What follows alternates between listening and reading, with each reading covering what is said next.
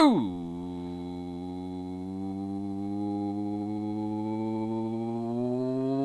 What's up, everybody? My name is OMG WTF BRB, and welcome back to more Total Extreme Wrestling 2016, not 2020. And we are back with more of the Invasion Season 2, the Brand Era. And speaking of brands, we are on Friday Night Nitro. Big anticipated episode here, because we are, I believe, let me think here. Yeah, I believe we're currently booking up to the Nitro pay-per-view. Ah, crap, I forgot. Who cares? Anyway, it's been a while since we got into the Invasion series. I've been uploading some of those local to globals. If you haven't checked those out, please do. Having fun with that series.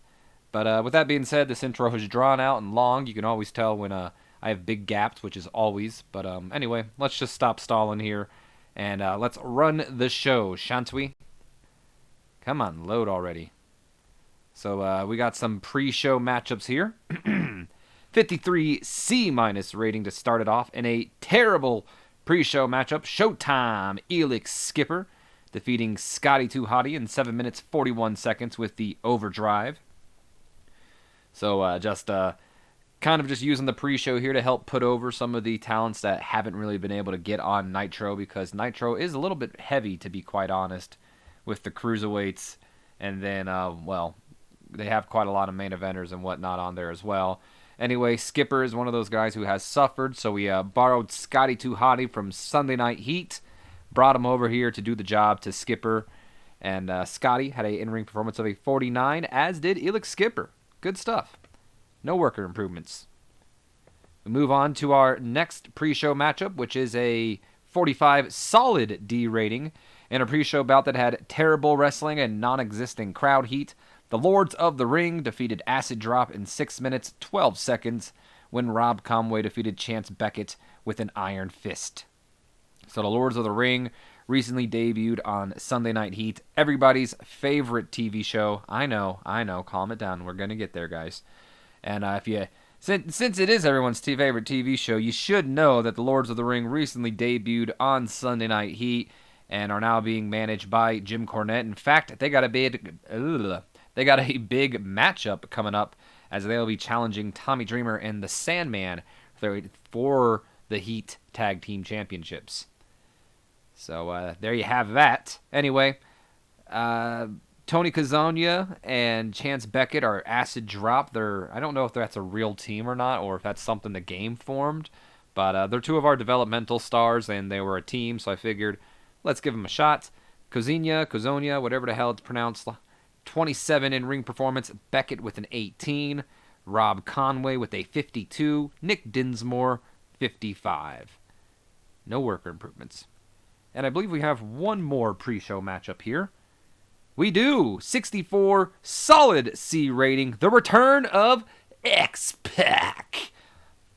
Chavo Guerrero Jr. versus X-Pac. Pre-show bout that have decent wrestling, but not much way in heat. Chavo Guerrero Jr. defeats X-Pac in 10 minutes 12 seconds with the Brainbuster. Good lord. Chavo with an in-ring performance of a 64. X-Pac with a 55. X-Pac has been in rehab for so long, like since the beginning of this series. So this is kind of his test. I'm praying that he passes this test. Do not pull a Mike Awesome here. Do not, relapse. Please. I have a plan. We've got a click, and you might just kind of be a part of it. So, please. All right, here we go. Next segment. I'm gonna take a drink of our what? Oh. I guess that means that he's good. It didn't give me anything. It didn't say, "Oh, okay, we're good." I don't know why. I really expected it, guys. I was really thinking something was going to happen. Anyway, 97 A-star rating. A+, baby. After the... Oh, messed up the mic. I don't think it'll affect it too much.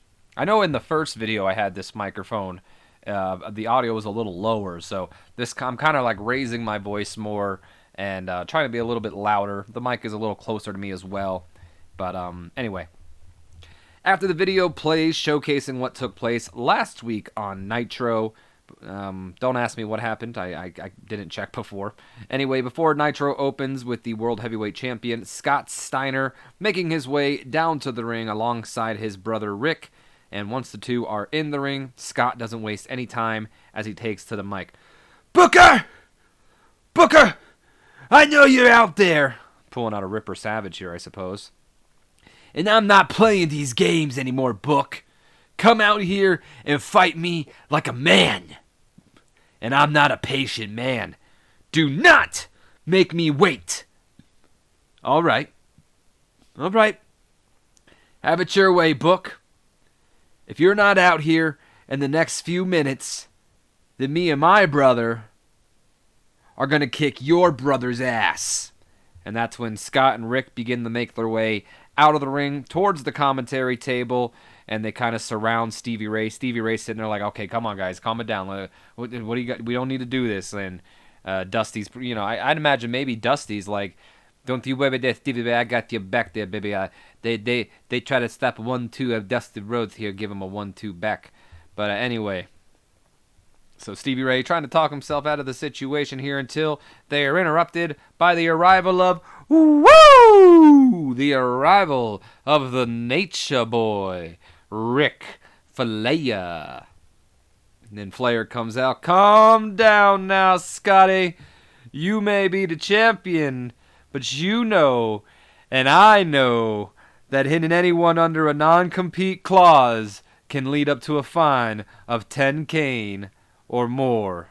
Not to mention, as we pull up the handy-dandy notepad here, not to mention possible termination. Oh, shut up, Flair. What the hell are you gonna do about it? Last I checked, you lost your position of power, so there ain't a damn thing you can do. You know, Scotty, you're right. I am no longer the general manager of Nitro, but that GM role was holding me back. It's because of my role in management I wasn't allowed into that world title tournament, because you and I both know that if I was, I'd be walking around with 10 more pounds around my waist. And the only extra baggage you'd be carrying, Scotty, is that dope of a brother that's always following you around. Scott now trying to hold Rick Steiner back. You better watch your mouth, old man. Or next time, I might just let Rick beat your ass. You can't really believe that. You know, if you and I were to step in the ring, you can't really believe that you'd beat me. I'd break you in half. You know, Scotty, September 22nd, 1990, I put the World Championship on the line against you. But you weren't able to go the distance. If anything, I should be the one asking if you really believe that you can beat the best. Beat the best! I had you beat back then. You were just saved by the bell, and then you politics your way backstage to ensure you never have to step in the ring with me again, 'cause you know I annihilate you. Let's not forget, Rick, that Scott Steiner wasn't Doing a Scott Steiner, sometimes you stutter over your words. Sometimes it works out because Scott Steiner would. Other times you just kind of sound like Daffy Duck. Anyway, let's not forget, Rick, that the Scott Steiner then wasn't the freak that I am today. I played politics, huh? Maybe. Maybe not.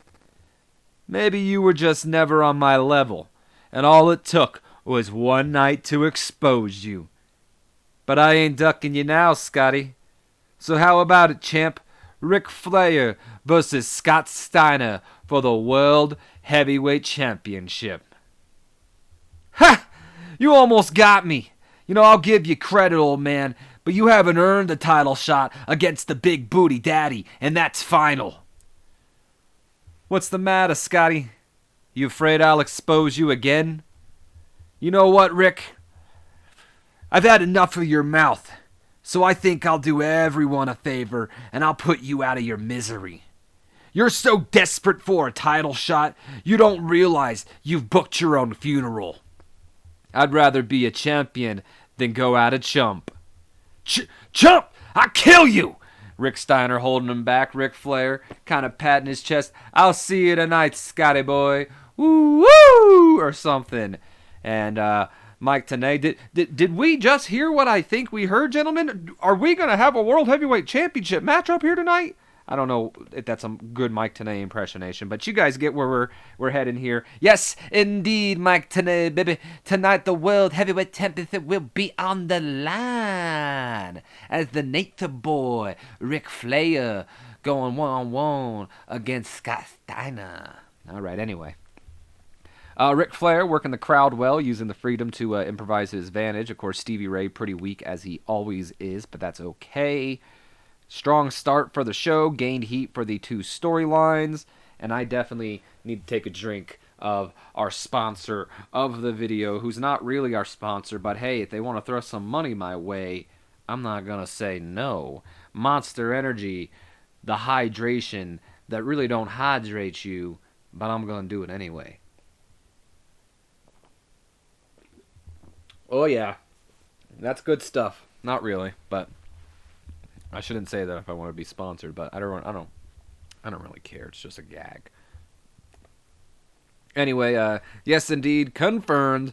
World Heavyweight Championship on the line. Ric Flair, Scott Steiner, 73 B- for the announcement. We then move on to nothing because I didn't press the button. A 70 C+ rating as the High Rollers with confidence. What? The High Rollers with confidence? The High Rollers make their way towards the ring, I suppose, with confidence. And once in the ring, Easy Money takes to the mic. Ladies and gentlemen, tonight, I don't even know if this is I gotta look up his voice, but it doesn't matter. We will put you all out of your misery. For far too long have you all had to sit on your hands while two old men parade around in the ring, reminiscing in the old glory days. Because you see, one of the best things that come out of the new Nitro is slowly but surely the new guard is going to take over. And that all starts tonight with Sting and DD Put Me to Sleep. You know, if I was a better man, and you know that I am, I'd bet big on the upset tonight, because Reno and I are going to shock the world. But hey, I'm not telling you anything I wouldn't do, because that's exactly what I did. There's a reason why we're called the High Rollers, and when you're betting on Reno and I, well, that's what they just call easy money. It's a little bit of a pre-match promo there from Easy Money, the fast-talking gambling man here, along with a kickboxer Reno and Gail Kim. From what I understand about Easy Money, in fact, the way he makes his money is he bets it all on Reno. Reno, a very accomplished kickboxer. Gail Kim, well, I think she's just here for the ride. 67 C+ rating as we have our tag team matchup here. The High Rollers versus Diamond Dallas Page and Sting.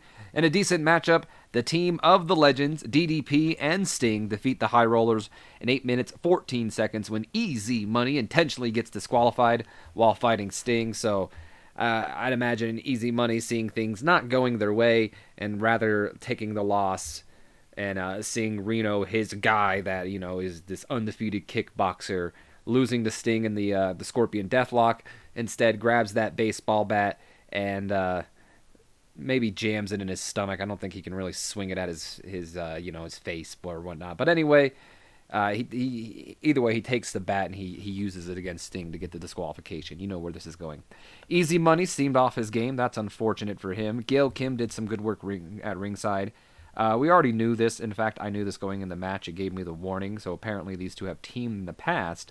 But a DDP and Sting do not work well as a team. So they're not going to be... It's not a permanent thing. It's just kind of a way to help get these two over.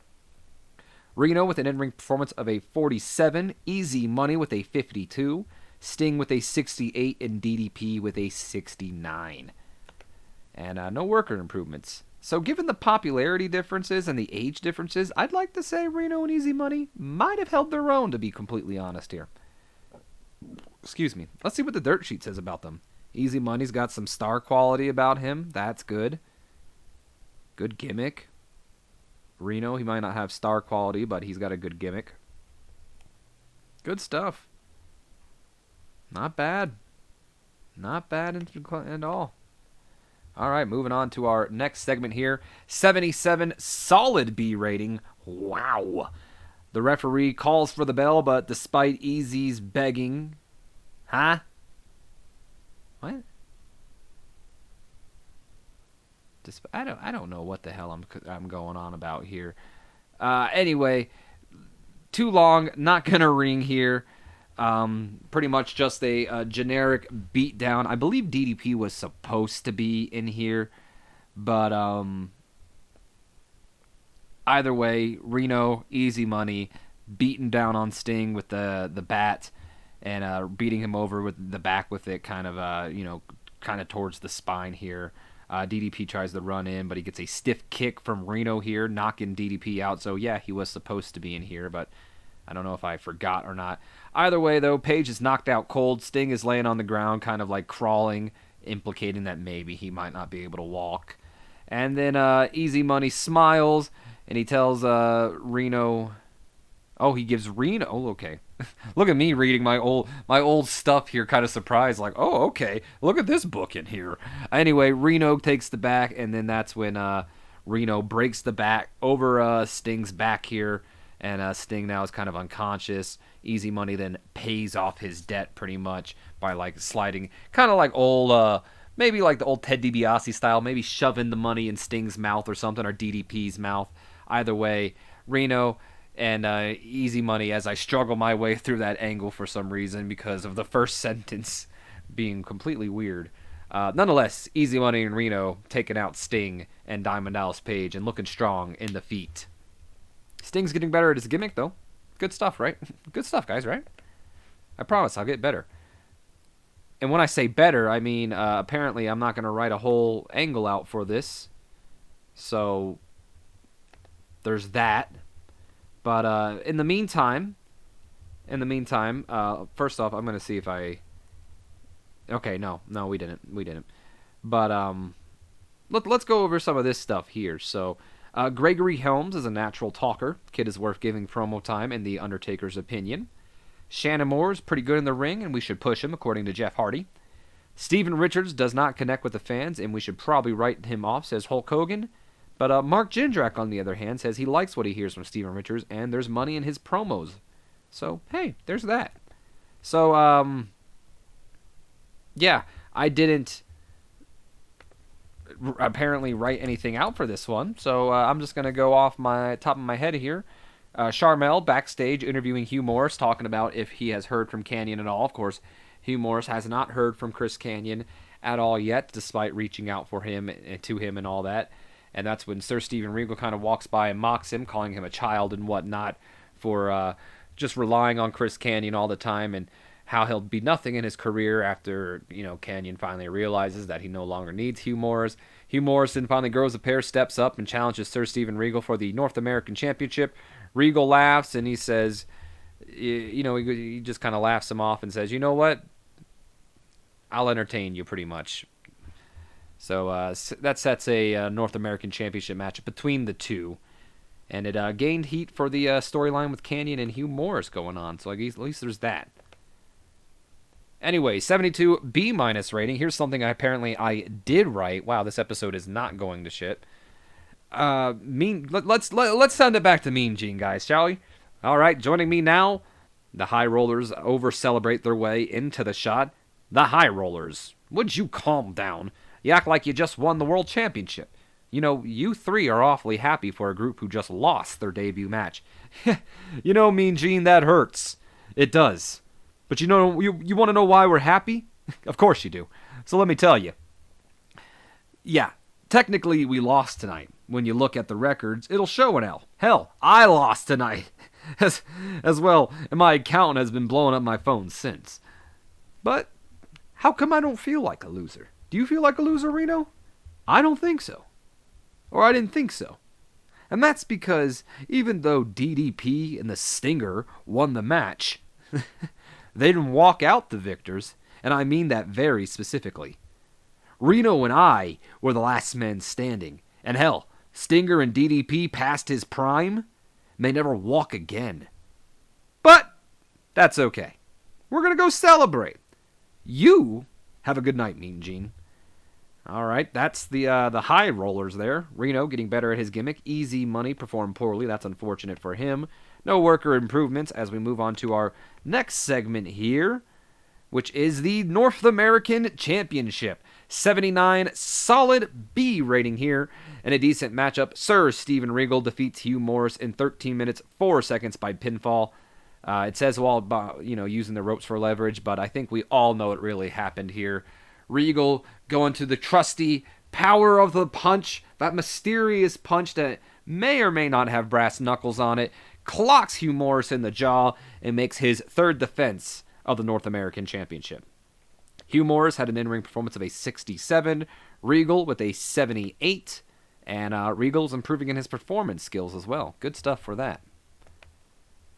All right, moving on. 64 solid C rating as Sir Steven Regal celebrates retaining the championship. And that's when the lights turn gold. And Goldust music hits. Regal readies himself for his challenger, but doesn't expect Goldust to be standing behind him, dressed as the referee. I don't even know how that happened. And then Goldust grabs the stunned Regal by the crotch of all things before waving his finger at the champ. Oh my. And then pulling Regal's tights and grabbing his what? Oh my, okay. Grabbing the brass knucks out of Regal's. I almost thought that said something else. Anyway, grabbing the brass knucks out of Regal's trunks, and then Regal confronts Goldust, but gets clocked in the jaw with the brass knucks. Goldust then unzips his tights and drops the knucks in them before zipping them back up and posing over Regal. Goldust getting the upper hand tonight, and it looks like he has figured out the power of the punch, and Regal felt the power of, the golden punch, I should say.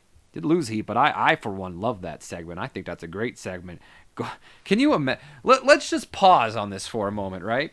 Can you imagine, like, okay, the lights are gold, right? Picture it.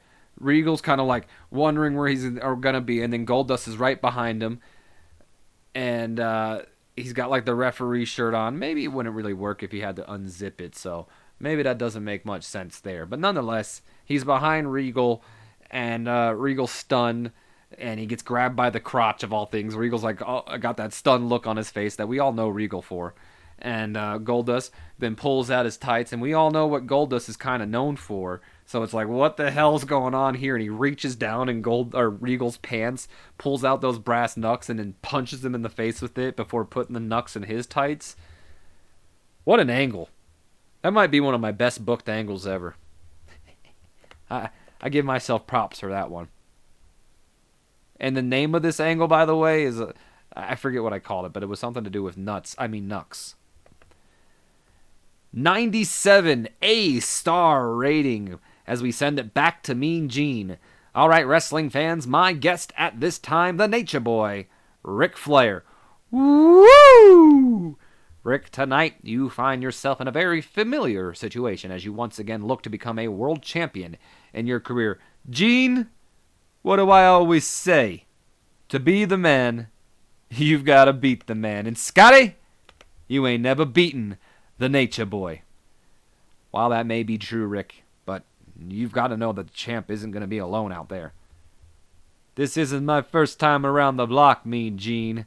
I've had the odds on my side plenty of times to know when they're not. But it's not about how many people you have on your side. It's the quality of people who you've got on my back. And Jeannie, do I have the guy or do I have the guy? And that's when The Rock walks in. Finally, The Rock has come back to New Jersey. And like Batman and Superman, two icons together and join alliances to take on the Dungeons of Snooze. And I mean, we got Shane McMahon as the Penguin. Here comes I'm not going to lie, this promo is going to be a little dorky, but I was tired when I made it, but here we go. Steiner, obviously Bane with all the poison in his veins. Stacy wishes she was Catwoman, but we all know Mr. Perfect is the real pussy cat of the group with his sudden trip to Reno. And who couldn't forget Ricky Steiner? Big, dumb, ugly. You're Frankenstein's monster. Yeah, that's right, you ugly mutt. But I'll tell you what, Penguin McMahon, you can take Bane, Catwoman, and Rehab Nevada and come up with your next evil plot, take the schematics, roll them up in a nice wrinkly ball, and shove them straight up Frankenstein's ass. If you smell now what the Rock and the Nature Boy are cooking. That wasn't as dorky as I remember it being. Anyway, got the crowd hotter. Rock was fantastic as always. Gained heat for the storyline. No worker improvements. As we move on to our next segment, 74 B-. Shane McMahon is heading towards the ring, but why? Guess we'll have to find out after this commercial break. And welcome back from that commercial break. One of those cool things would happen if, like, you know, maybe the freaking, like, YouTube ad thing put a commercial in there. I know there's a way to control it, but I'm too lazy to do that. 100! Perfect. A star. We got an A+ here, baby. Back from our commercial break, Shane McMahon's music hits, and out comes the boss, dressed to compete? All right, well, Shane McMahon makes his way towards the ring, now in the ring, takes to the mic. Okay, let's cut the music. Hey, Rocky, I know you're listening. And I'm tired of stalling. I'm tired of you, Flair, and everyone else around here disrespecting me. And the only way that it's going to stop, the only way that I'm going to earn respect of the boys is by calling out the guy who started it all. And that's you, Rocky. So you've been asking, no, begging me for a match. Well, I'm out here. I've got my custom jersey on. You'll notice it says Rocky sucks, McMahon rocks, because it's true. It's true. I've got my custom-made Air Jordans. Oh, and you know what, Rock? You want to fight? Let's fight. Come on.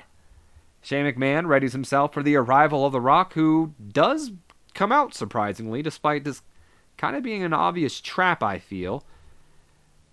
All right, let's send it to The Rock now.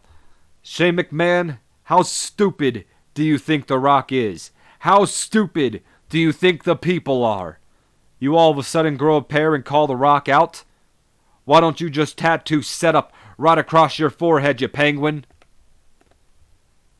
Let The Rock pull up his handy-dandy notepad here as you wait a second. You know, there you go again, mocking me. You think you're funny, Rock, because the people laugh at every word you say. I've seen what make these people laugh, Rock, so don't feel proud. Look, you said you wanted to fight, right? What's it matter if it's a setup? You're the great one, right? The people's champion. You're supposed to defy the odds, right? Come on, Rock. You mean to tell me that if I put you in a handicap just to get to me, you wouldn't take it? You know what? For once, Shane McMahon, you've made a good point. The Rock would drag his ass through fire and brimstone if it meant I got to whoop your candy ass. That's the case then, Rock. Just bring it. Rock tosses the mic to the side, but of course before he can make his way even down to the ring, that's when Rick Steiner hits him from behind with the Lariato! Starting a fight between the two, of course, but Rock, of course, able to gain the advantage on Steiner. He sets Rick Steiner up for the rock bottom, but is hit from behind with a steel chair by Shane McMahon, who continues to smash Rock with the chair before telling Steiner to pick him up and throw him off the stage, which he does, sending the Rock flying off the stage onto all those electrical boxes, you know, the classic electrical box setup, you know, causing a bunch of explosions, the lights flicker in the arena. It looks like he might have hit a massive box there. The announce team expressed their concern over Rock's safety and promised to give an update once they receive one here tonight. And I just remembered, guess what? I don't think we're going to receive one because I don't remember booking an update. So, update. He's in the hospital. There's your update. Rock improvised well throughout the segment. Stevie Ray still weak, that's fine. Rock came out looking excellent. I'm sure he doesn't feel excellent. Gained heat for the storyline here as we go to no worker improvements. We move on to our next segment. Maybe, maybe not. Next segment, there we go. An 85 B plus rating after the recap airs, showcasing the Edge versus Christian match from last week. We go backstage to join Mean Gene, who I rely way too much on, who is with Lance Storm. Well, Lance, as we just saw last week during that match between Edge and Christian, you interfered in favor of your longtime rival, Edge, to help him get the victory over his former tag team partner, Christian. But I think the question on all our minds is, why? Well, Mean Gene, allow me to answer that question. I didn't help Edge because let bygones be bygones or because he's earned my respect. I still think Edge is a joke and an embarrassment to the great nation of Canada. But, with that being said, both Christian and Jericho have big mouths and have been purposefully getting on my nerves over the past couple of weeks. And I knew how important it was to Christian to beat Edge and prove himself superior. So I did what I had to do. That's when Jericho and Christian interrupt. Did what you had to do. Let me pull up the handy-dandy notepad here. Well, if that's the case, Lance, then maybe, just maybe, I might have to do what I have to do. Yeah? And what's that, huh? Oh, quit acting like you're some tough guy. Christian could beat you with his eyes closed, Lance. Let's not forget the old days, okay? You and I used to be a team, yeah, I remember. You don't think I haven't revealed everything about you to my best friend, Chris? Much like Edge, when it comes to the days of the Trailblazers, you'll always be second best. You're joking, right? You know, Chris, you may have had more success than me, but don't think for a minute that makes you better than me. And as far as Christian here, oh, you're definitely second best. You may even be third best when it comes to the Brood days. There's a reason you hold the shortest reign as a light heavyweight champion, losing to Gilbert of all people. There's a reason it was always announced as Edge and Christian and never Christian and Edge. Face it, Christian, you're nothing special. You know, I don't need to stand here and listen to a guy who has the personality of a rock. I've got nothing to prove to you. No. But maybe you've got something to prove to yourself. You want to shut me up, Christian? I want to shut you up. If you want to prove you belong in this business, then you'll meet me in the ring. And Lance Storm walks away. Christian kind of stands there as Jericho and him look at each other like planning out, are we going to do this? Is it, or should we, take this matchup kind of thing? Well, scheming. Lance Storm apparently performed poorly in this segment. That's unfortunate. But Chris Jericho was fantastic, and it gained heat for the storyline. As we move on to our next segment here, 76 B- rating as we're backstage once again with Mean Gene Okerlund, everybody. I really got to use somebody else. Hugh Morris, there's a reason we're with Mean Gene Okerlund, though, because before Mean Gene's able to send it back to Dusty Rhodes and company, Hugh Morris jumps in before Mean Gene can do that and takes the mic. Canyon, I hope you're listening, man. Look, I've tried calling you. I've tried reaching out to you. I'm tired of trying for someone who won't try for me. Look, I almost won the North American Championship tonight. I don't need you. And hell, you don't need me. But we're just that much better together. You know what, though? If I don't hear back from you by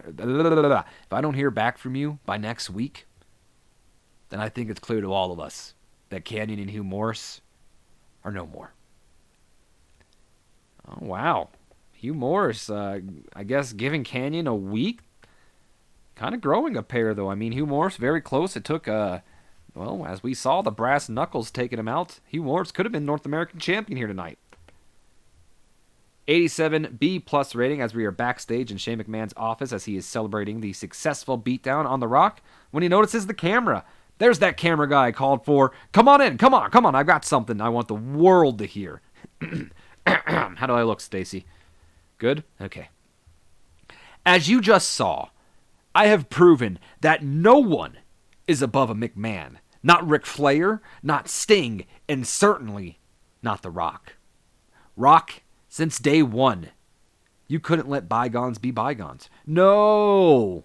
He just had to continue, insisting he get a match against me. Angry, of course, at the fact that I beat him at WrestleMania, but also blinded by his rage. Despite knowing that this was all a setup, Rock still fell for it. Hook, line, and sinker. Hey, Rick, you got anything you want to add, big guy?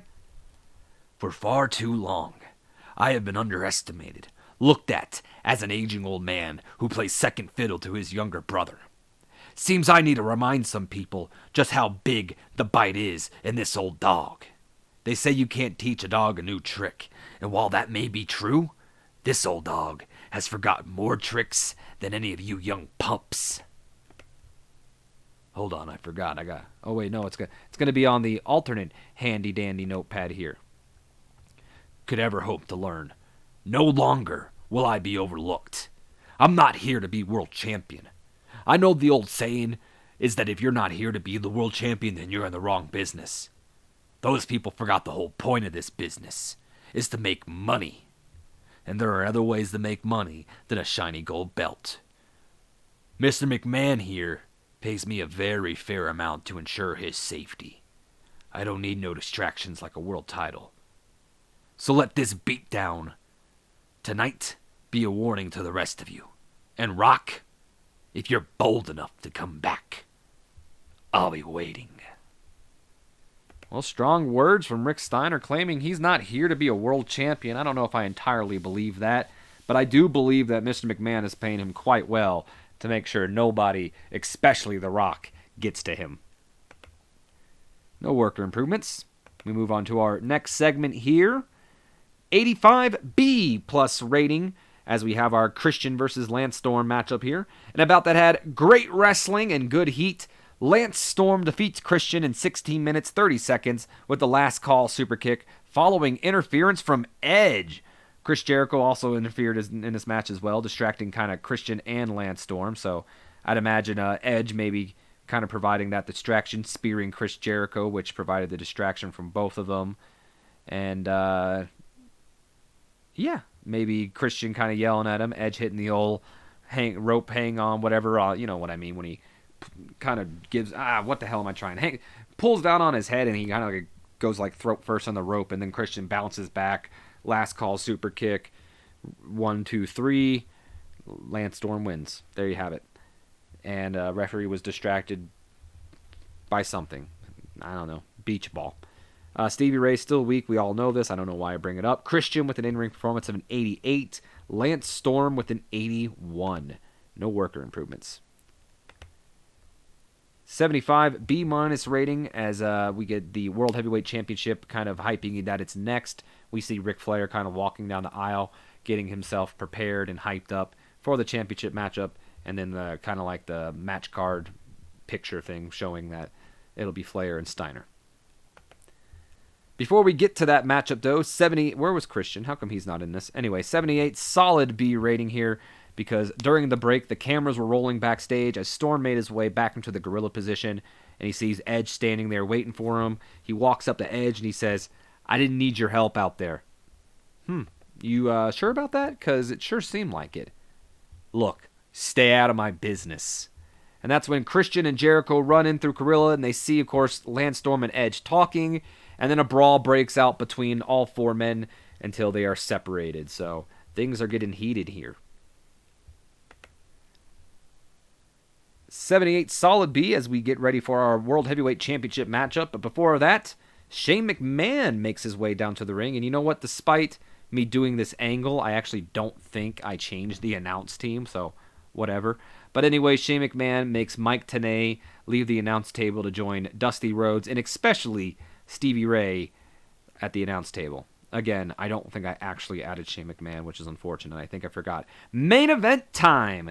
77 solid B rating here. And an exceptional match. Ric Flair defeats Scott Steiner in 13 minutes 28 seconds when Scott Steiner was disqualified after Rick Steiner ran in and attacked Ric Flair. Not enough selling shown, unfortunately. Stevie Ray was pretty weak. Ric Flair had an in-ring performance of a 90. Scott Steiner with a 93. So I'm assuming that, let's see what actually went wrong here. Ric Flair was holding back, as was Scott Steiner. Lack of selling, short match length, but that's because it's television. Plus, it's kind of the first one. Stevie Ray's weak, and announcing quality was penalized for low experience. So it's a lot of Stevie Ray, and then kind of a lot of time as well. I'm sure in the future, if we did this and gave it some big time, these two could have a potential A-star matchup. Anyway, no worker improvements as we move on to our next segment here of the night. By the way, even though Ric Flair won, that does mean Scott Steiner retains the championship, as I'm sure you all know. We move on to the next segment. Where the hell is Booker T? I don't know what the hell's going on here, but whatever.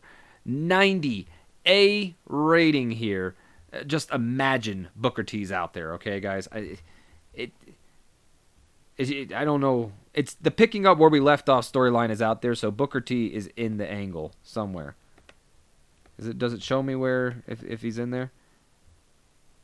I guess not. That's weird though. I don't know why, because it's obviously there. But whatever, who cares? The Steiners continue their beatdown on the Nature Boy until the cameraman gets up close and then smashes the camera in the face of Rick Steiner. Thank you, phone. Sending him out of the ring. Scott stands there kind of holding Ric Flair, looking stunned as the cameraman rips off his hood to reveal who else but Booker T. Scott runs at Booker T, but is caught with a bookend. Rick Steiner, then, who is attempting to get back in the ring, but is caught with a scissors kick as he makes it through the middle rope. And he then helps Ric Flair up to his feet as the Nature Boy pushes him off, hesitant if he can trust Booker T here. But before he can find out, Scott Steiner runs at the both of them, and he gets tossed out by Rick and Booker T, landing on Rick Steiner on the outside, and the show goes off the air as Rick and Scott Steiner make their way up the ramp, and we get a bit of a stare down between Booker T and Ric Flair, who's totally there. I don't know why he's not there, but he's there, guys. Just imagine he's there. Anyway, we end off the show. We get ourselves a 85 B+ rating. Reno and Easy Money were used too much, but I need to get him over. What can you do? Either way, though, that is going to be the end of the show. I do hope you guys have enjoyed. If you have, do me a favor. Comment, like, subscribe if you haven't done already. As always, don't forget to share this with your friends, your Facebooks, your Twitters, your Instagrams. I don't give a dividends. And, as always, my name has been OMG, WTF, LOTWBRB. We are going to enter the Twilight Zone as the video is encoding, overloading. Anyway, I'm going to mute the mic here. I hope you guys have enjoyed. And as always, I will see you in the next one. So until then, have a great day, guys. I meant to mute the mic.